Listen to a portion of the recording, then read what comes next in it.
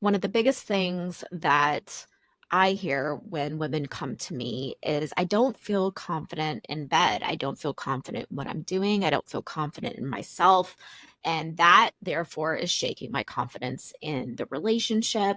And I don't know what to do about it. And that's where choosing you comes in. Sexual confidence comes from choosing you. When you choose you, everyone wins, and it leads to your overall sexual happiness, confidence, and self esteem. When you choose you, you believe that you deserve pleasure. Let's think about that for a moment. You believe that you are deserving of this pleasure, which is probably very different than what you believe right now. And when you are able to believe that you are deserving of pleasure, then you allow yourself to experience pleasure and joy. You understand and communicate your needs and wants with your partner. And we've touched on every single podcast the importance of communication. How do you get that confidence to communicate with your partner choosing you? And once you're able to communicate those things with your partner, then it becomes easier to listen to and respect your partner's desires because they may be different from yours, and that's okay. But when you can open up and have those conversations, then it makes it so much easier to be able to start to have that compromise. Most importantly, when you choose yourself, you're able to set and accept boundaries without holding them against your partner or feeling rejected. This is something about sexuality that doesn't get talked about often enough, is being able to set boundaries on what you want and what you don't want. And it's very important for women to learn that skill. All of this comes from choosing you. A good test to understand just how deeply embedded these beliefs you have about putting yourself first is listen to your body. When you start doing things for yourself, your body's probably going to react and know that when I'm feeling bad, I just immediately I feel this Yeah. in my chest, or I feel it in my throat, or I feel it in my stomach.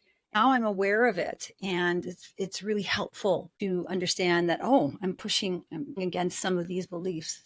There's a time that I did an exercise to help sort of identify the yes spaces in your body and the no spaces in your body, because you physically feel that.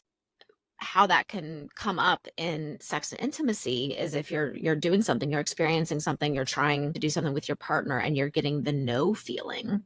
That's the discomfort. Knowing how it feels in your body is telling you really what your inner core is saying about it. Women say, what's my first indication? As best you can, tune into your body. Women stop paying attention to their body and don't tune into what it's saying, not just for sex, but for life in general. And when you do start paying attention and tuning in and listening, your body has a lot of things to say to you. And if you start Yeah. to pay attention, it will give you some good ideas, some good boundaries about what you should be doing or not be doing. I can actually give a very clear example of this that may be hard for some people who are listening to hear. People who experience painful intercourse, vaginismus. A lot of times, and I've had a few clients like this where intercourse has always been painful for them, and the reasons have been different, but they have continued to push past the pain and have intercourse with their partner because they want to, they feel they're supposed to, but as their body is internalizing pain every single time, then it's not surprising that ultimately they fear it, they don't want it. And the most severe form of vaginismus is nothing can penetrate because the body has put up a protective barrier that says no. Even though mentally that woman is saying, I want to do this. Why can't I do this with my partner? Her body's like, absolutely not. More common. We just don't talk about it. I've heard this story over and over again too, where women have a dry vaginal canal, intercourse is uncomfortable, they try suppositories, they try lube, and nothing is working. They keep having sex. And to bring it back to this discussion, they're not choosing them. They're choosing their partner. Find out this and so much more by subscribing to the Sensational Sex Podcast. And please grab our free gift to you. Links will be in the description. And if you like this podcast, then make sure to check out this next one coming up.